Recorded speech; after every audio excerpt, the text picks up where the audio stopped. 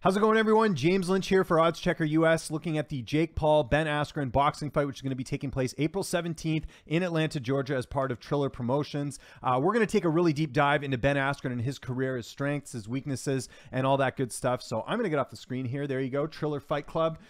April 17th, like I mentioned, Jake Paul already has 2 boxing fights under his belt. He's 2-0. Ben Askren, this will be his professional debut for boxing. Of course, Askren, a well-accomplished athlete, a 2-time Big 12 Conference champion in wrestling, 2-time NCAA Division I wrestling champion as well. And he's also a former Bellator and One Championship title holder in both those promotions. So Askren, you know, say what you want about him in terms of his striking. We'll get into that in a second here.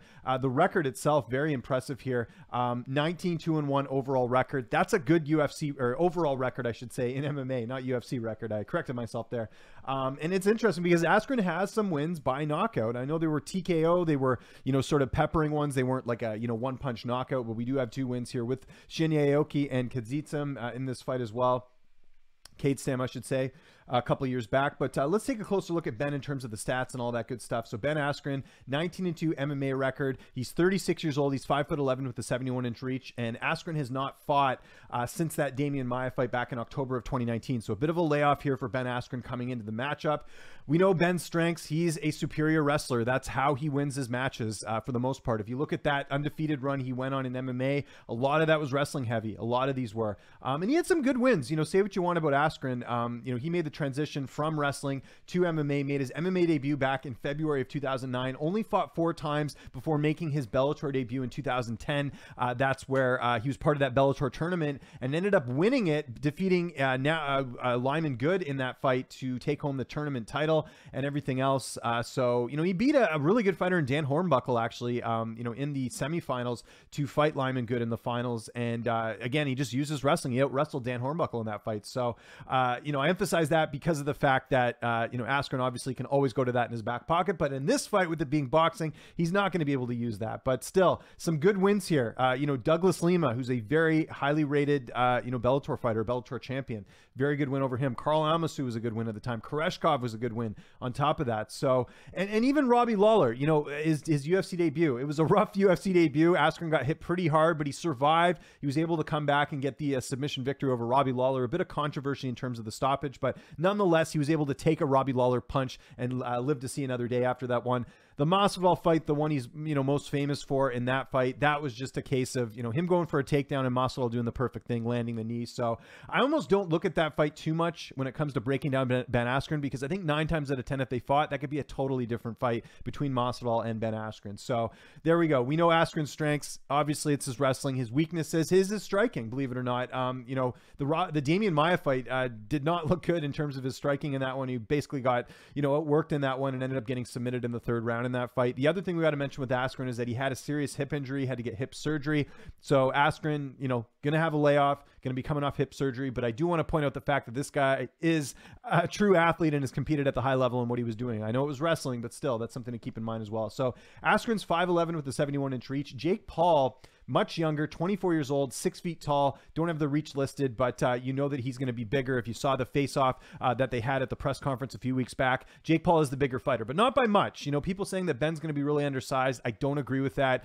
Ben Askren has fought at 185 in one championship. It's not like he's moving up a ton of weight classes to fight Jake Paul, but Jake Paul will be the bigger fighter here. Now, Jake Paul, with his boxing record, he beat Gibb, obviously, who's a YouTube guy, and he beat Nate Robertson, who's not even an NBA player. He's an ex-NBA player. Nate Robertson is, I want to say he's in his 40s, right? He's 36. Oh, so he's the same age as Ben Askren. So there you go.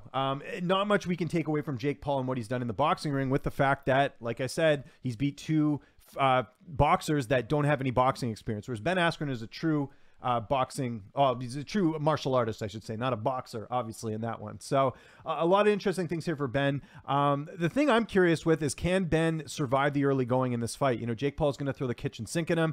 We know Jake Paul's impressive viral win over Nate Robinson in his last fight. He could definitely throw some hands. So can Askren take that punch? We'll see. He's taking a Robbie Lawler punch. We'll have to see how that sort of goes as well. In terms of my pick, and I'll preview this a little bit more tomorrow. We're going to have a full preview with a notable MMA coach. I'm I'm going to actually pick Askren here. You know, Askren, the line on this actually flipped. Ben Askren was the underdog. He's now the favorite. I think if Askren can survive the early onslaught from Jake Paul, it's absolutely his fight to win. I could see him winning a decision potentially. And we'll have to see the cardio of Jake Paul. You know, we haven't seen him go into deep waters, whereas Askren, he has done that. In fact, most of his wins in MMA have been by decision in a lot of cases. And in fact, he was sort of labeled as a boring fighter early on in his Bellator career because of the fact he kept going the distance in a lot of these fights. So he's been in there a while. So it'll be quite interesting. Another note with Ben Askren is that he did spend a week with world-renowned boxing coach Freddie Roach. So we'll see if that helps at all in this fight. Of course, Jake Paul is training with BJ Flores, one of the top boxing coaches as well. So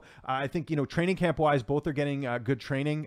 Ben's also been training a lot with Mike Biggie Rhodes, the UFC veteran who fought the likes of, you know, Robert Whittaker and a lot of other really talented guys in the UFC. So Mike Biggie Rhodes has got some knockout power as well. He's got 5 knockouts in his MMA career. So I think Ben getting to work with him is going to be great. Tyron Woodley will also be in Ben Askren's corner for this fight. So I'm not sure how much that'll play a role, but Woodley obviously known early in his career for some devastating knockout power as well. So there you go. That is my preview of the Jake Paul and Ben Askren boxing fight. Could Jake Paul go out there and knock out Ben Askren? Absolutely. But, you know, if I'm looking at the overall scope of their careers, I know Askren's old. I know he's got coming off some injuries. I don't think he would go out and take a fight like this if he didn't feel like he's going to win. He's not doing it for the money. Ben Askren's got a lot of opportunities outside the cage. I just think he feels like he could beat Jake Paul, and he must know something we don't, and that maybe he's healthier than we think. I don't know, but we'll see. But either way, I think Askren goes out there and pulls this one off. So I want to know what you guys think in the comment section below. Who are you picking for the April 17th boxing fight between Ben Askren and Jake Paul? What do you think? Do you think Ben has some advantages that maybe I didn't point out here? What do you think? You know, again, I think cardio and just overall, you know, experience will help Ben Askren in this fight. Whereas Jake Paul, yeah, he looks great. He's young. You know, he's younger, bigger. He can definitely pack more of a punch. I don't know if that's going to be enough to beat a Ben Askren. So we'll see what happens. Make sure you subscribe to this YouTube channel on Odds Checker US, where you'll find my breakdowns every single week, along with my fighter interviews. I'm James Lynch. Follow me on Twitter @LynchOnSports. I'll see you next time, and thanks so much for watching.